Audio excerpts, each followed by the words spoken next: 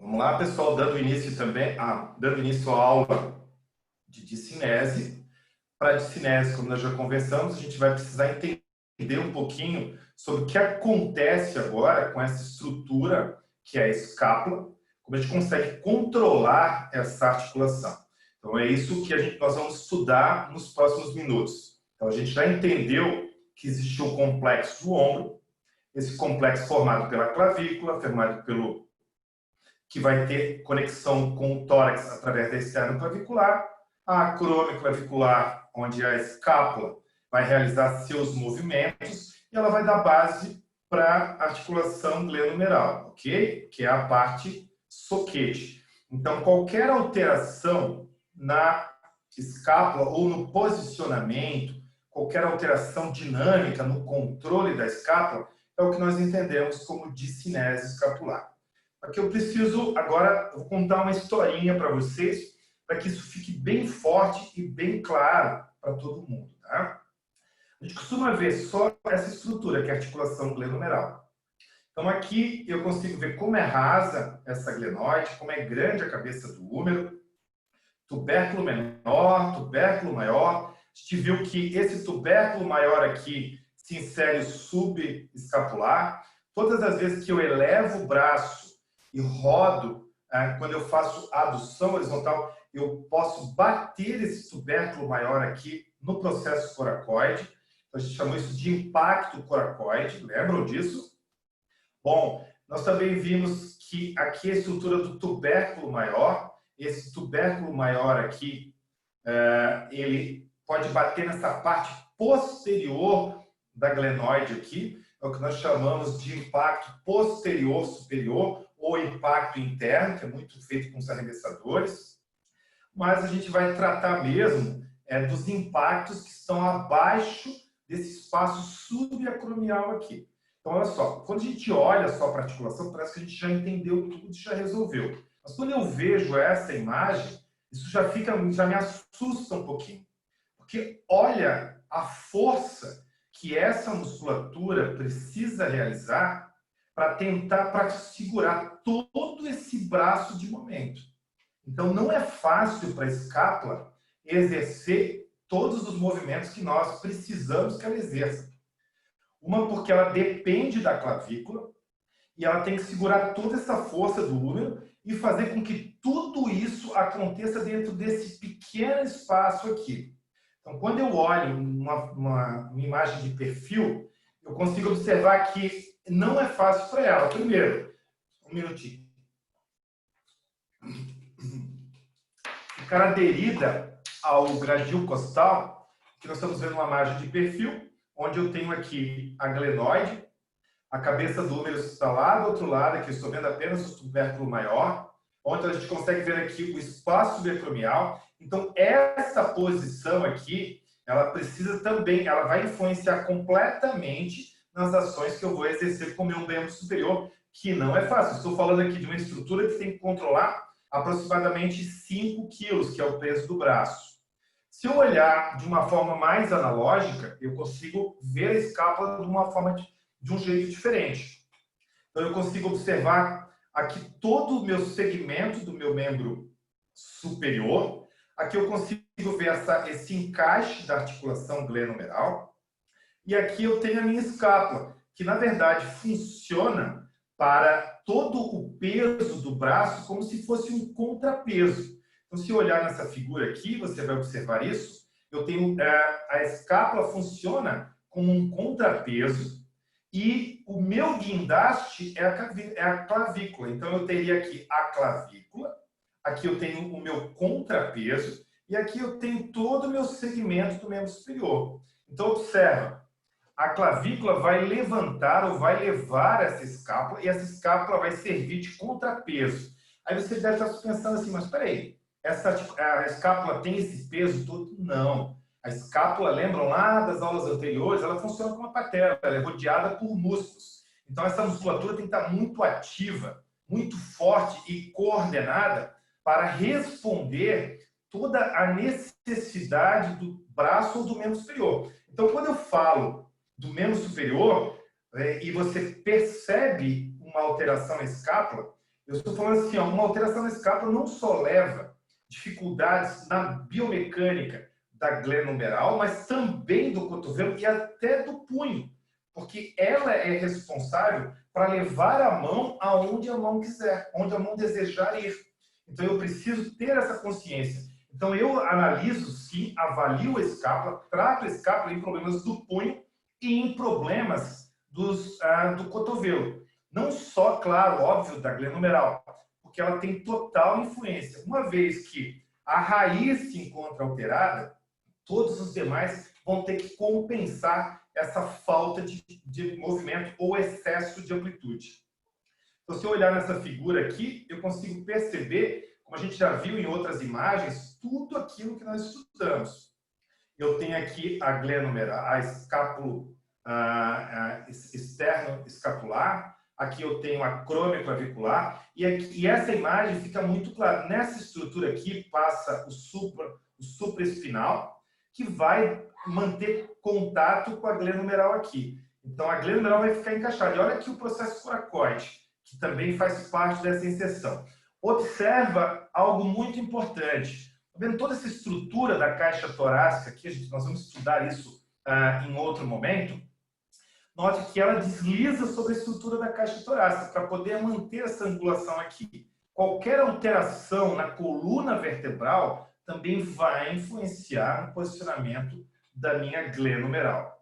Quando eu olho num outro plano, eu consigo perceber o deslizamento da escápula lá no fundo, ela vai deslizar, sendo ancorada por esse guindaste que é a clavícula, e essa conexão com a crômia clavicular. Qualquer alteração aqui vai dar um distúrbio de movimento.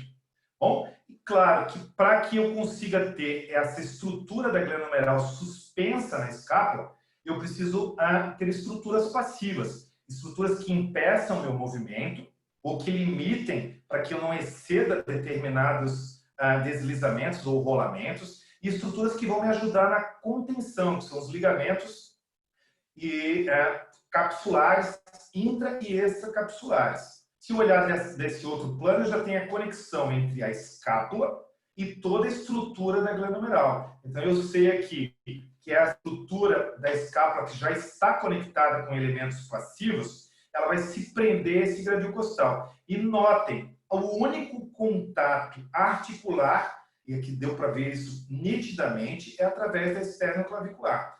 Quando eu abro essa escápula, eu tenho a rotação medial. Quando eu fecho esse ângulo aqui, eu tenho uma rotação lateral. Bom, claro que essa estrutura não vai ficar sozinha em elementos passivos, ela precisa de elementos ativos. Então, aqui nós temos o supraespinal, ajudando aqui. Olha que o vetor de força do supraespinal é trazer essa glenoide para dentro da escápula, colaborando com os movimentos de elevação e coaptação dessa articulação. Quando eu olho nesse outro plano, eu consigo ver melhor essa relação da escápula com o húmero e a ligação que ela possui com a cabeça do húmero. Eu tenho os elementos passivos, a bulsa subdeltoide, a bulsa subacromial. Aqui eu tenho espaço subacromial, notem que ele é bem reduzido mesmo. E aqui eu tenho todos os tendões, aqui eu tenho a cápsula, e aqui por fora eu consigo ver os tendões do manguito rotador. Se você for observar, e a gente vai ver isso com detalhes mais para frente, você vai notar que nenhum músculo do manguito rotador se prende ao tórax. Todos os músculos do manguito rotador se prendem à escápula. Então, de nada resolve você trabalhar o manguito rotador sem estabilizar a escápula. O manguito rotador, sem dúvida nenhuma, é o principal estabilizador da articulação glenohumeral. Sem dúvida nenhuma. Mas ele é totalmente dependente da escápula, porque ele é apenas conectado na escápula. Então, essa escápula bem posicionada vai me dar um trabalho perfeito do manguito rotador. Então, se você me perguntar assim, alguns fisioterapeutas tratam o ombro, primeiro começando pelo manguito rotador. Mas se você tem uma alteração na escápula, você está perdendo esse trabalho em um bom percentual. Então, eu começo sempre pela estabilização da escápula, para que depois, mais para frente, eu consiga ter efetividade no manguito rotador, já que o manguito rotador ele se conecta apenas do húmero à escápula, e não com a caixa torácica ou com o tronco em si. Se isso fosse verdade, aí sim justificaria iniciar o trabalho pelo manguito rotador. Bom, e aí a gente conseguiu perceber que eu tenho toda essa estrutura do manguito da articulação dependente aqui. Dependente de espaço escapulo-torácico, dependente da acrômio, dependente da esternoclavicular e principalmente esse espaço subacromial. E isso tudo vai ser controlado por estruturas moles, que nós vamos chamar de elementos ativos e passivos, como nós já vimos na aula anterior. Então, as estruturas passivas são cápsula, labrum, ligamentos, e nós temos também as estruturas ativas que são muito mais, que as estruturas mais internas, que seriam os músculos do manguito rotador, e as estruturas envolvidas com a glândula numeral, que aí nós vamos utilizar o deltoide e o bíceps cabeça curta. Observa só, nós estamos falando aqui das estruturas envolvidas húmero e escápula. Húmero e escápula, ok? Então, o deltoide, ele tem a sua ligação no acrômio, ligação na espinha da escápula e ligação na clavícula. Ele cobre a articulação acrômio-clavicular. E, ao mesmo tempo, ele se prende no meio. Então, é uma musculatura que liga as duas articulações. Bom, quando eu falo do manguito rotador, também é uma articulação muito próxima. Então, quando eu vou agir com a articulação mais proximal, eu estou falando dessa musculatura. Ok? Então, se eu observar num plano diferente, aqui olhando a escápula posteriormente, eu consigo ver aqui em cinza aqui, aonde fica inserido o meu deltoide. Se eu for olhar esse em cinza aqui da escápula, vocês vão perceber que aqui eu tenho a ligação da escápula com o meu tórax. Então, você nota que o deltoide ele é preso. Desculpa, essa borda vermelha aqui ó, é onde se prende o meu deltoide. Ok? Bem aqui na frente, aqui. Onde tem esse cinza aqui, é onde eu vou ter ligação da coluna vertebral com a escápula. Aqui, a ligação da escápula com o húmero. Então, eu consigo ver aqui o supraespinal, o redondo menor, o infraespinhal e o redondo menor. Bom, aqui eu consigo ver a cabeça curta, a cabeça do tríceps medial, a cabeça do tríceps, a cabeça longa do tríceps, a cabeça lateral do tríceps. Bom, aqui nós já estamos vendo músculos que vão se sobrepor a essa musculatura mais interna. Então, eu consigo ver com detalhes aqui, olhando para esse plano, os músculos do deltoide, que vão cobrir essa borda entre a acrômio-clavicular e a articulação acrômio-clavicular. Lembrando que problemas nessa articulação, o fortalecimento dessa musculatura é importante. Aqui embaixo do deltoide, a gente consegue perceber os músculos do manguito rotador e aqui a relação da coluna vertebral com a escápula. Eu tenho os músculos do romboide, mais os músculos do elevador da escápula. Quando eu observo a musculatura mais superficial ainda, eu vejo a musculatura do trapézio, fibras superiores, fibras médias e inferiores, que vão fazer essa conexão com toda a estrutura da escápula e da clavícula. Da clavícula através do trapézio e fibras superiores, e da escápula através das fibras médias que se inserem no acrômio e das fibras inferiores que vão se inserir nessa base da espinha da escápula. Se eu olhar de frente, eu vejo o subescapular agora, que vai fazer essa conexão aqui com o tubérculo menor, abaixo do processo coracoide. Então, aqui eu tenho a borda dele, que também vai sofrer inserção com os músculos da coluna laterais. À frente dele, agora eu preciso que você observe isso com muito cuidado. Então, se eu observar aqui, eu tenho o processo coracoide e aqui eu tenho um peitoral menor, cuja as origens do peitoral menor, eles vão aqui primeira, segunda, terceira, quarta e quinta costela e vai até o processo coracoide. Então, o que é que esse peitoral menor deve realizar aqui? Ele vai, com certeza, se ele estiver em contração, abaixar a escápula e vai puxar essa escápula anteriormente, gerando aquele tilt anterior. Então, se você for lembrar, o tilt anterior é o contrário do tilt posterior. O tilt anterior ele é importante para fazer essa depressão, porque vai fazer a protração da escápula, a protração da clavícula. Você vai fazer a protração da clavícula, ele acompanha nesse movimento. Porém, se ele estiver tenso, ou se ele estiver muito encurtado, ele vai dificultar a rotação posterior, podendo levar aí a uma diminuição desse espaço subacromial. Aqui o olho é a musculatura, aqui é a musculatura interna, intermediária, e aqui é a mais superficial. Aí você deve estar se perguntando assim, tá, mas tu não fala do grande dorsal, do grande dorsal, do peitoral maior? Porque, na verdade, essa musculatura, ela influencia, sim, em movimentos de maior potência, movimentos de mais força, porém, ela é uma musculatura que ela não cruza a escápula. Ela prende o húmero ao tórax. Como ela prende o húmero ao tórax, ela é uma musculatura de mais força e mais potência. Essa musculatura já é uma musculatura de ajuste da escápula. Como nós estamos falando da discinese, eu vou estar mais preocupado com a musculatura envolvida com o ajuste da escápula.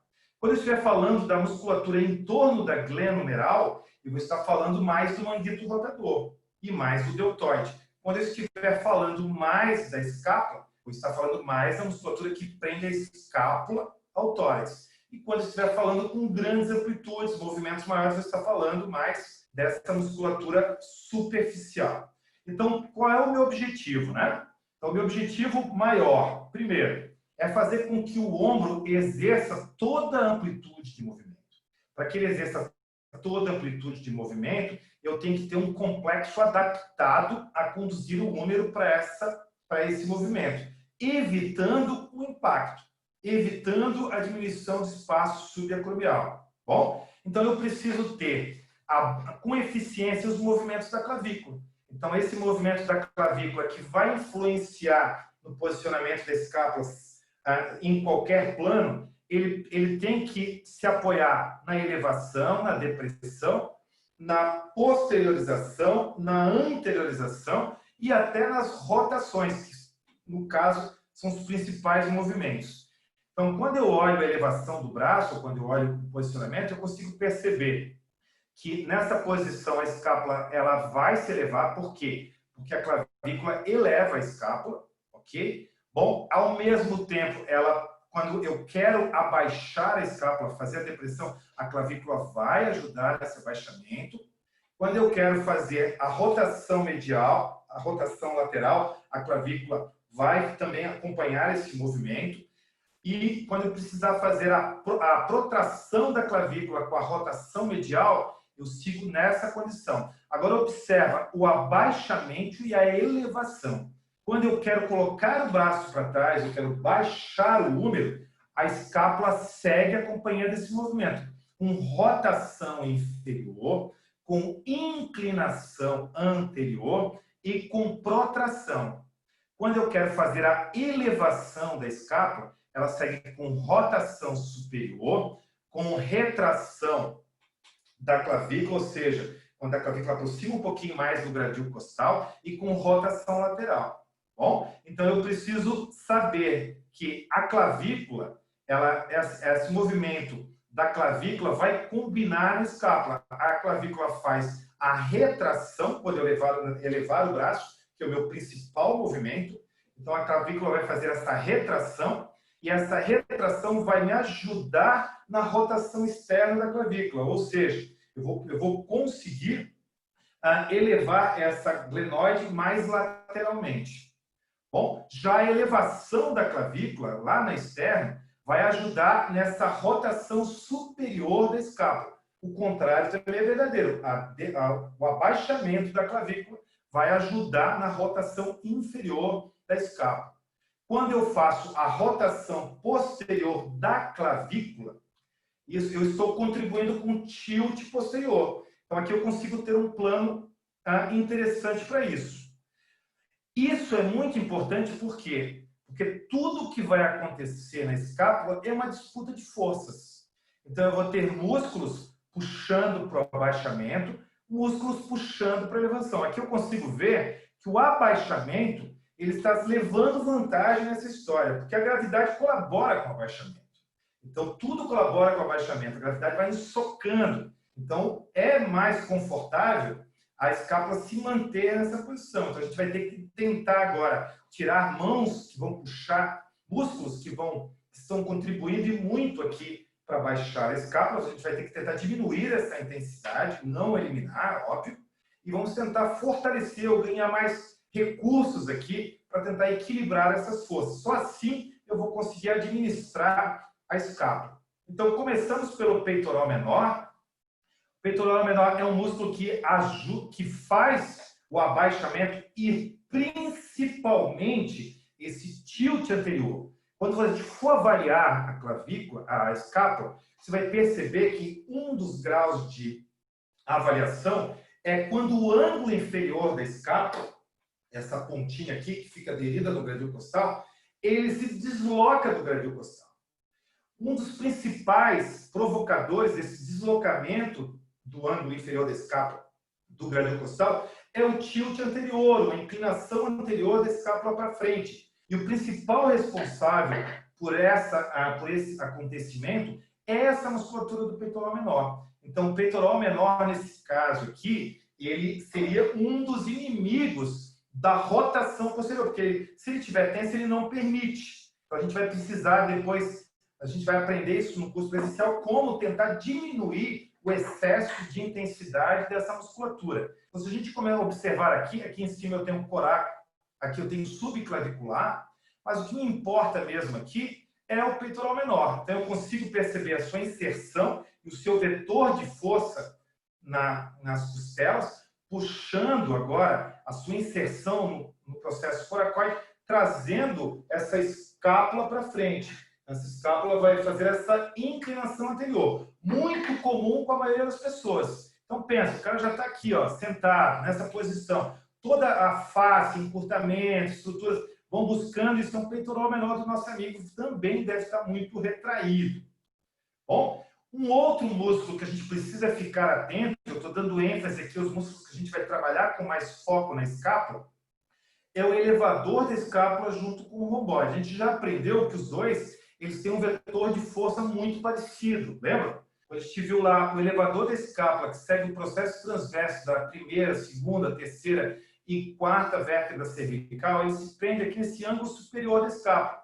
Então, ele tende, se a gente fizer um ponto aqui como eixo da escápula, um ponto de centralização abstrato, nota que se eu fizer força aqui, ele vai rodar essa glenoide para baixo. Ele vai fazer aquela rotação inferior. Lembra que para elevar o braço, eu preciso rodar a escápula superior. Então, se essa musculatura estiver tensa, acompanhada aqui dos romboides, eu vou ter também um excesso aqui. Isso vai fazer com que eu faça essa rotação mais inferior ou mais para baixo da escápula. Lembrando que o romboide é um músculo importantíssimo para ajudar nessa rotação lateral da escápula, que também é importante para o movimento. Então, no todo aqui, o romboide de fibras superiores e o romboide de fibras inferiores, eles não são tão ruins. Eles são comandados pelo elevador da escápula, muitas vezes, porque esse elevador da escápula, ele acaba assumindo um papel do trapézio aqui, que muitas vezes está comprometido ou sobrecarregado. E a gente vai discutir isso mais no curso presencial.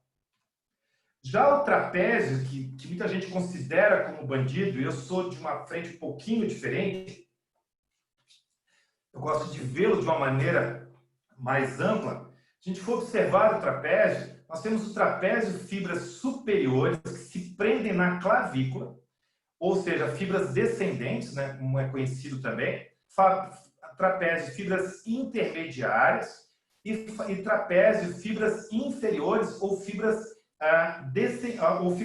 ascendentes, porque elas sobem, né? Então, aqui nós temos a origem e aqui nós temos a inserção. Esse trapézio fibra superior se prende na clavícula. Olha que interessante. A gente precisa elevar a clavícula. E nós precisamos rodar a clavícula posterior. A gente já viu isso anteriormente, que é uma condição indispensável para a elevação do braço. Então, o trapézio é uma musculatura muito importante. Por que ele fica muito engatilhado? Por que ele fica tão detonado? Por que ele se enche de pontos cativos? Motivo muito simples. A musculatura que está ao redor dele, que deveria contribuir para essa elevação, não está trabalhando. Então, assim, pensa numa repartição em que a maioria está faltando serviço ou está lá matando o trabalho, e aí pega lá um cara que está trabalhando por todo mundo. Esse cara vai ficar sobrecarregado, esse cara vai ficar doente, esse cara vai estar sempre ruim. Por quê? Porque ele vai estar sempre fazendo a função dos outros. Agora eu pergunto para você, adianta você chegar aqui e só desativar pontos gatilhos do trapézio, ou botar toda a culpa nele? Porque daí quando só aquele trabalha, se só aquele cara trabalha e a repartição não vai bem, a gente bota a culpa nele.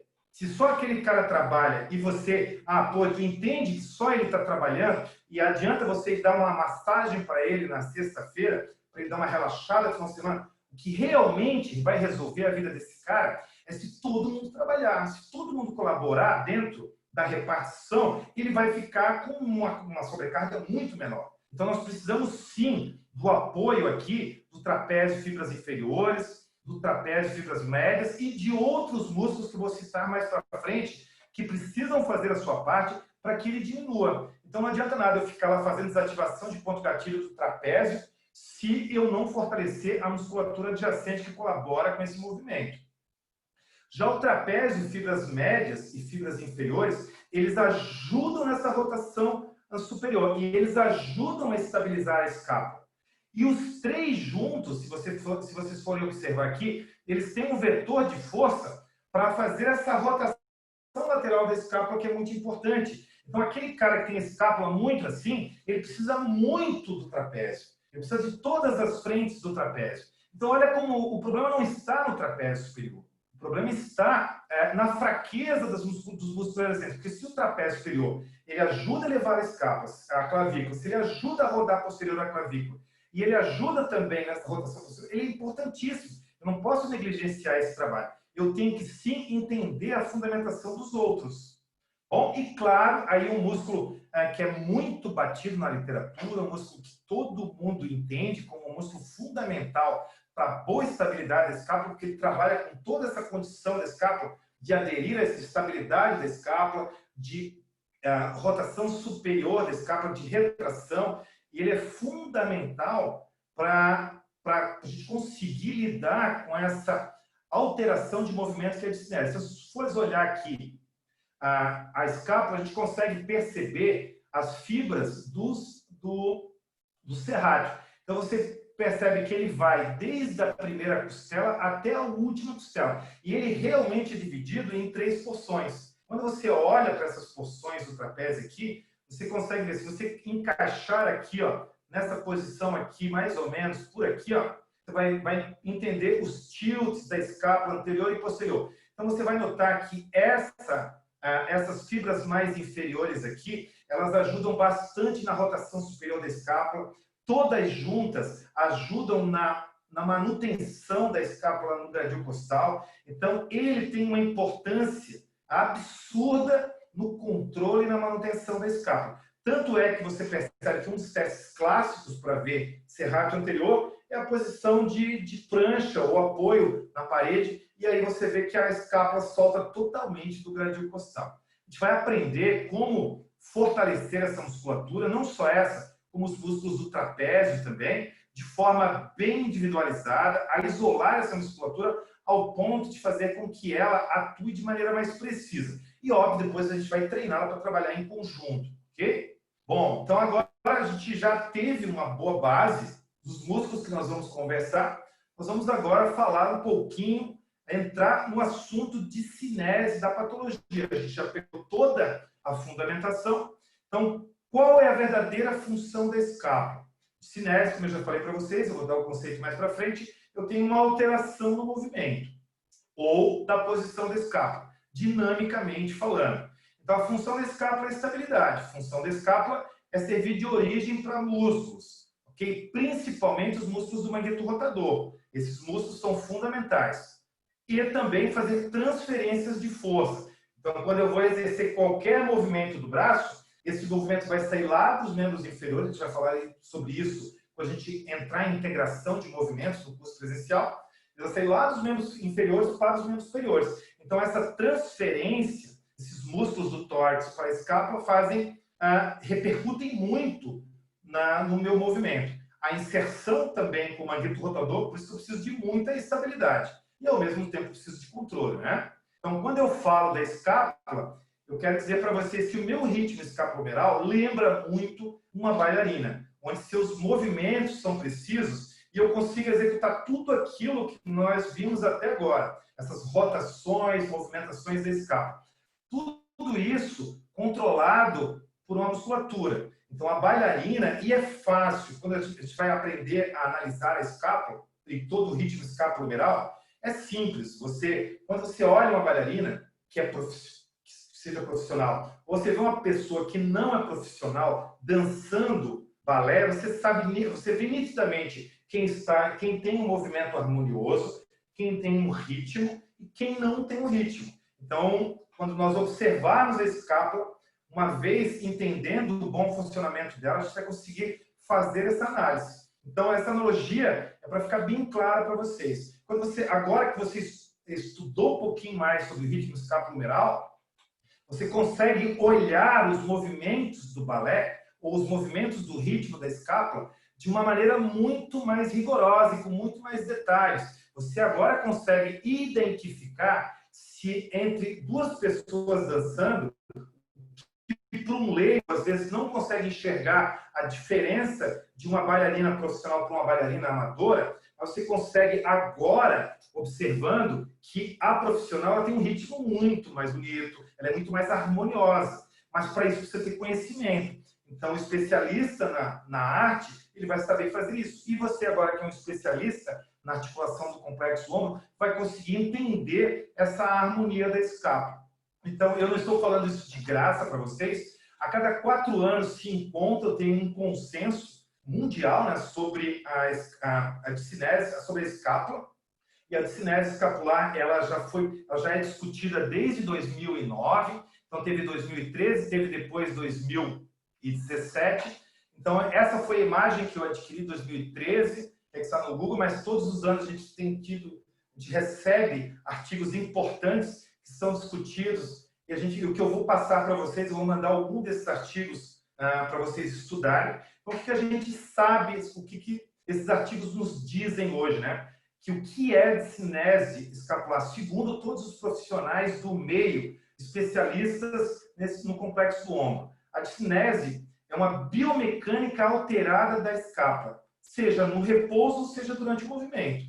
Então, é o resultado da disfunção de contraturas ou fraquezas de seus estabilizadores. Cara, é exatamente o que a gente viu até agora. Então, eu sei que se esse ritmo não está adequado, eu tenho uma alteração. Isso é discinese. Ele é resultado do quê? Eu tenho excesso de tensão, eu tenho fraqueza. Então, eu preciso ter um controle disso. Bom, como é que a gente avalia a discinese? Não é? Então, o que a gente precisa fazer? Então, já é sabido que quando eu tenho uma carga maior, pensa num braço de alavanca, tá? Então, você tem um braço de alavanca, o braço já tem peso. Se você colocar um pezinho a mais ali, esse peso aí oscilando entre 1 a 3 quilos, as mulheres fazem em torno de 1 a 2, os homens em torno de 3 quilos. Você faz aí, realiza 5 repetições em flexão. Alguns autores pedem para fazer em flexão e abdução, porque você está com um pouquinho mais de tensão na escápula. Outros autores pedem para fazer no plano escápula. Então, segundo todos os meus estudos, o que mais encontro, onde você vai mais identificar de forma mais precisa, é os movimentos de flexão. Está no movimento de flexão. Então, quando eu tenho uma carga ou um braço de momento, a gente já estudou isso lá atrás, lembra do guindaste? A musculatura da escápula, ela vai precisar de muito controle, de muita força. Então, quando eu faço esse movimento controlado, de subir e descer o braço em flexão, eu consigo perceber as alterações de força dessa escápula. Eu consigo perceber para onde a escápula está indo. Porque o que me importa, o que eu vou analisar é exatamente isso. Eu vou ver a elevação do braço e vou tentar entender, será que esse problema é na raiz, lá na coluna vertebral? Será que esse problema é da musculatura estabilizadora da escápula? Será que esse problema é na articulação mais voltada anterior ou do serrátil anterior? O que está acontecendo com essa articulação? Então, esse é um teste simples. Olha como é simples. Eu vou testar a elevação e vejo o ritmo da escápula. E vejo como ela se comporta. Bom, e aí o que fez Kimble e Bancard? São os dois caras gênios sobre a estrutura do ombro. Eles classificaram já em 2003 a discinese em 3 tipos. Então, o que seria a discinese tipo 1? Quando ele faz esse movimento, normalmente, nas primeiras repetições, ele não aparece, mas quando vai aumentando o número de repetições, a musculatura vai ficando fadigada, ela vai aparecendo com muito mais propriedade. Então, o que vai acontecer? Esse ângulo inferior da escápula, ele vai começando a ficar evidente. Então, quando apenas aparece o ângulo inferior da escápula, ele classificou como discinese tipo 1. Quando ele faz esse mesmo movimento de elevação e flexão e começa a aparecer o ângulo inferior da escápula e a escápula começa a descolar do gradil costal, ele como está mostrando nessa figura aqui, ele classificou em tipo 2. Quando vai se fazer a elevação do braço e essa elevação do braço, a escápula se mantém no gradil costal, mas ao iniciar os primeiros movimentos, ali, a partir dos 30 graus, eu tenho uma elevação excessiva do ombro antes de subir o braço. Então, porque normalmente, lembram que para a escápula rodar, tem que passar lá dos 30, 40, 50, 60 graus. Quando eu tenho essa subida antes dessa amplitude de movimento, é porque eu tenho aí uma escápula tipo 3, o que a gente chama de Schegel, ou seja, ela tem uma elevação antes de subir a escápula, ok? Já a discinese, segundo Kibler e Bancart, o tipo 4 seria a escápula normal. Se a gente for observar aqui, eu botei só um vídeo, porque senão vai ficar muito extenso, o movimento de amplitude da escápula. Normalmente, ela acontece no movimento excêntrico. A gente consegue perceber aqui, ó, o aparecimento do ângulo inferior da escápula.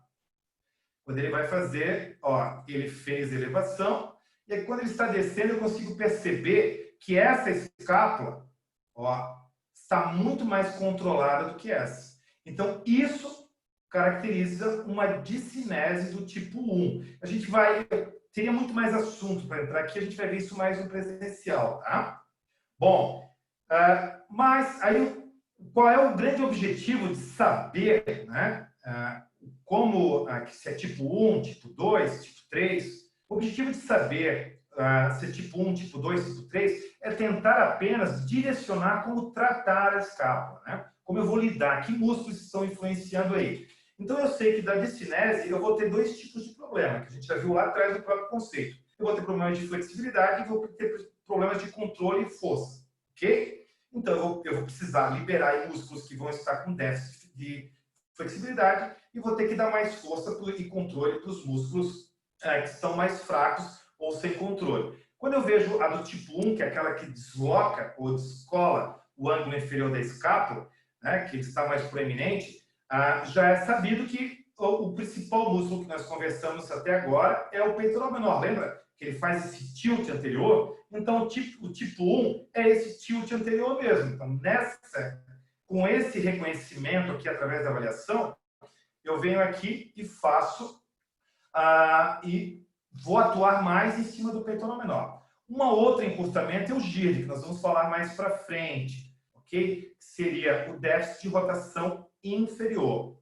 Bom, qual seria o déficit de força muscular e de controle? Seria essa relação entre o serrátil anterior e o trapézio inferior. Lembra que trabalho de força par? Lembra de Fast-Couple? Que o trapézio inferior e o serrátil vão ajudar a rotação superior? Se por acaso ele não está conseguindo fazer essa estabilização da escápula, é muito provável que seja o motivo dessa elevação do ângulo inferior. Isso sim vai gerar um déficit ou uma alteração no movimento. Já a discinese do tipo 2, onde aparece a borda medial da escápula e o ângulo inferior, eu vou perceber que, normalmente, com esses indivíduos, eu tenho aqui um problema mais postural. Sabe aquele cara que tem a cabeça mais anterior, tem os ombros mais rodados, mais hipercifóticos? Por quê? Porque ele tem mais espaço entre as escápulas. Isso me diz que o serrátil anterior dele deve estar bem mais fraco, porque ele está sempre encurtado, e o trapézio está extremamente alongado. Então, o trapézio aí tem um alongamento grande. Eu preciso aí dar mais força para as 3 partes do trapézio, para ajudar nessa rotação lateral que ele perdeu. E, principalmente, liberar bastante essa musculatura anterior.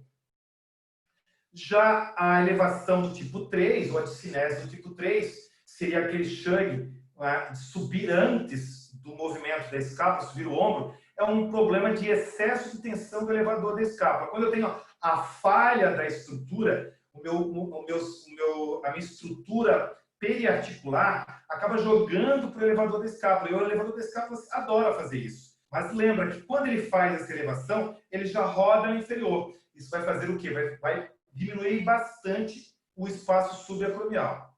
Já os músculos que vão estar mais fracos aqui, que deveriam estar colaborando com essa rotação e não deixar tudo na mão do elevador da escápula, que ele vai adorar assumir o controle, ele é um bostinha. Por que ele é um bostinha? Porque ele vai assumir um controle total e vai atrapalhar o funcionamento. Ele não tem capacidade para fazer essa glenoide rodar superior. Ele tem capacidade de fazer ela rodar inferior.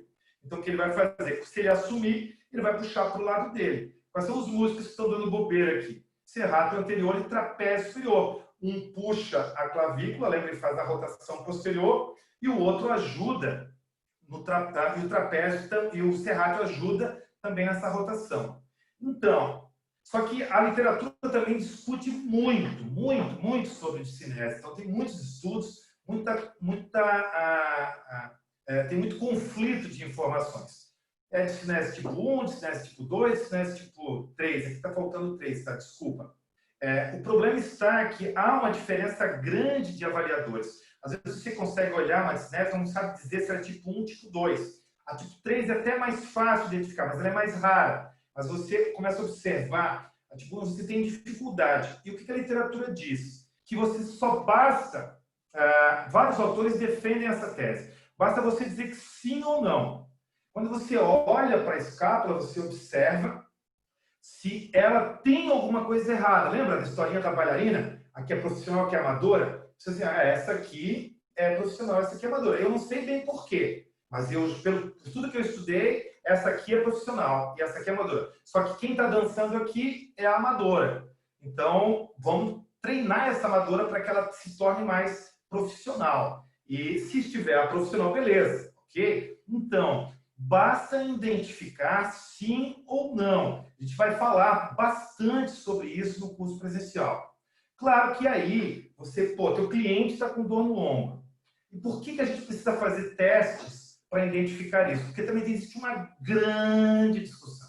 Mas uma discussão enorme sobre quem veio primeiro. Se a discinese gerou a dor ou a dor gerou a discinese. O ovo ou a galinha? Quem veio primeiro? Na verdade, a gente nunca vai saber quem veio primeiro.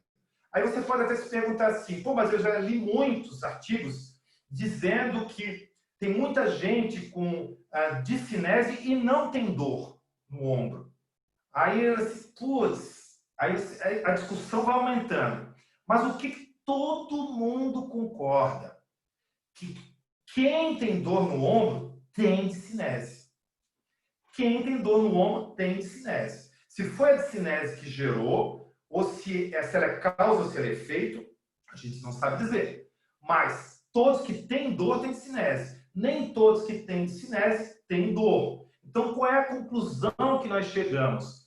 Que a discinese ela é uma condição para a dor, ok? Porque quem tem dor tem discinese. Então, se ela provocou ou não, você precisa lidar com a discinese com quem tem dor. Para você saber se essa dor ela é diretamente relacionada à discinese, então tem testes que a gente consegue realizar. Esses testes, a gente vai aprender na prática, é o teste de retração escapular, ou seja, aumenta a estabilidade da escápula, que é um problema grande de déficit muscular, ou um teste de assistência da escápula, que é um problema grande de força de rotadores laterais.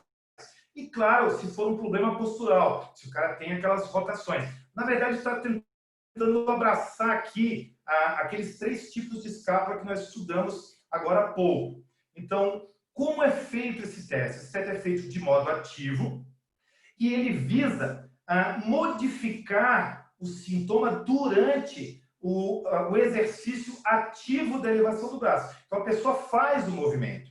Se ela faz o movimento, eu vou perceber, eu fiz uma avaliação da discinese, eu identifiquei a discinese, vi que tem alguma coisa errada ali. E se eu identifiquei a discinese, opa, tem alguma coisa. Vou testar agora para saber se realmente ela está gerando essa dor. Bom, então ele me direciona ao tratamento. Vocês viram lá assim, ó, pô, tem alguma coisa errada? Tem. Beleza, então eu vou testar se é a discinese. E aí eu vou exercer esses testes. O primeiro teste é o teste da postura desleixada. Ok? O cara está ali na postura para ele ficar extremamente normal, como ele fica normalmente, e pede para levar o braço. Lembra? Que, olha só, se você for observar o ombro dele, ele está exatamente ao contrário do que deveria ser. Ele está com tilt anterior, está com rotação inferior, e ele está com a rotação medial da escápula. Quando eu peço para ele endireitar a postura, o que ele faz quando ele endireitou a postura aqui? Ele já fez uma rotação lateral da escápula, ele já fez melhorou a rotação superior da escápula, e ele já fez uma inclinação posterior. Bom, então eu venho aqui na torácica dele e peço para ele endireitar um pouquinho mais a torácica, que lembra que ela é fundamental nesse processo? Bom, se por acaso, ao elevar o braço, né, se ele mantém o braço ereto e leva os braços, e ele percebe que a dor desaparece, o teste é positivo. O problema está nesse desleixo postural. Então vamos lá, vamos repetindo. O cara vem lá, chega para você assim, nossa, estou com uma dor no meu ombro e tal, o cara está treinando, tal, não sei o quê. Meu ombro tá, quando eu levanto, dói, quando eu faço exercício, dói, beleza? Bom, às vezes ele diz assim, ó, só quando eu estou em casa, mas quando eu estou treinando, depois que tu começa a aquecer, melhora. Claro, que começou a treinar, ele já melhora a postura, tudo já evolui. Bom, mas quando eu estou em casa, às vezes estou trabalhando, eu sinto muita dor, mas ele está trabalhando aqui, às vezes, ó. E aí ele vai levantar o braço e ele sente. Bom, então você melhora a postura dele, coloca ele no alinhamento e pede para ele fazer o movimento. Aí ele, putz, agora eu não senti. Eu percebo, se ele está aqui, ele faz a elevação do braço, ele refere os sintomas que ele sentia. E aí ele melhorou a postura e ele passou a dor já não é mais a mesma. Então você tem certeza absoluta que essa discinese ela é em decorrência de um desleixo postural. Aí o foco vai ser trabalho nessa melhora postural. E a gente vai aprender isso no presencial. Bom, existe o teste de retração da escápula. Esse teste de retração da escápula, ele vai visar se essa musculatura estabilizadora, se ela está fazendo a estabilidade ou não. Então, como é esse teste? Eu vou manter a escápula no gradil costal. Lembram disso? Principalmente discinese tipo 1 e tipo 2, quando tem esse tilt anterior e tem dificuldade desse tilt, desse posicionamento posterior da escápula. Então eu venho ali e faço o posicionamento de estabilidade. E aí o que acontece? Acontece muito quando o braço desce, ele perde, lembra da discinese tipo 1, quando o ângulo inferior da escápula saía do gradil costal, ou até saía no tipo 2, a borda medial também. Então, quando ele está descendo o trabalho excêntrico, não consegue estabilizar, daí ela aparece. Aí você pede para ele elevar o braço. Ah, sentiu o braço, sem apoiar em nada. Deixa ele fazer sozinho um momento. Ah, minha dor é essa aqui, eu sinto quando eu levo o braço. Beleza. Aí você vai lá, estabiliza a escápula dele, faz uma pressão na escápula e pede para ele fazer um movimento estabilizado. E claro que você acompanha o movimento da escápula, só acompanha com a pressão, você não ajuda. Então você está mantendo apenas ela no gradil costal. Se por acaso ele melhorar, nossa, melhorou muito, não estou sentindo mais nada. É sinal de que o problema dele está na musculatura estabilizadora. Aí a gente vai voltar lá e vai ver quais são os músculos que estabilizam a escápula e vamos dar foco nessa musculatura. Bom, o terceiro teste é o teste de assistência da escápula.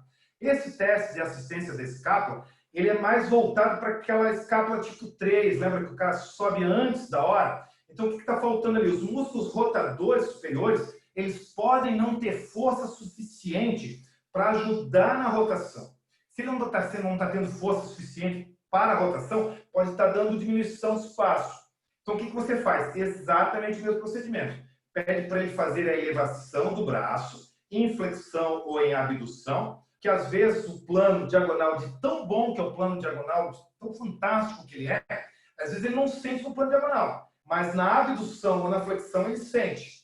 Então você pede para ele fazer essa elevação. Quando ele faz a elevação, você ajuda, dá um toquezinho para subir, principalmente na parte inicial, com o polegar bem no ângulo inferior da escápula. Então, ele vai exercer aqui o movimento, ó. Quando ele vai levar o braço, eu dou aquela forcinha para ele. Aí, o que acontece? Ele vai dizer assim, nossa, não estou mais sentindo a escápula. Claro, no momento ali que precisava da força dos rotadores, você fez com o polegar. Se por acaso melhorou a dor dele, ó, não estou sentindo mais dor, tá bem tranquilo. É um sinal claro aí que os músculos que deveriam fazer essa rotação superior da escápula, eles estão sem tônus, eles estão fracos. Então a gente vai dar um foco, vai direcionar mais para esses músculos, ok?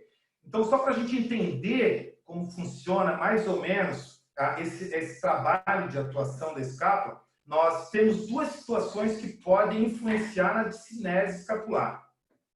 Um é o encurtamento dos tecidos moles, que vão prejudicar os movimentos. Lembram que eles tendem a puxar para baixo, a rodar lá para baixo, fazer esse tilt anterior.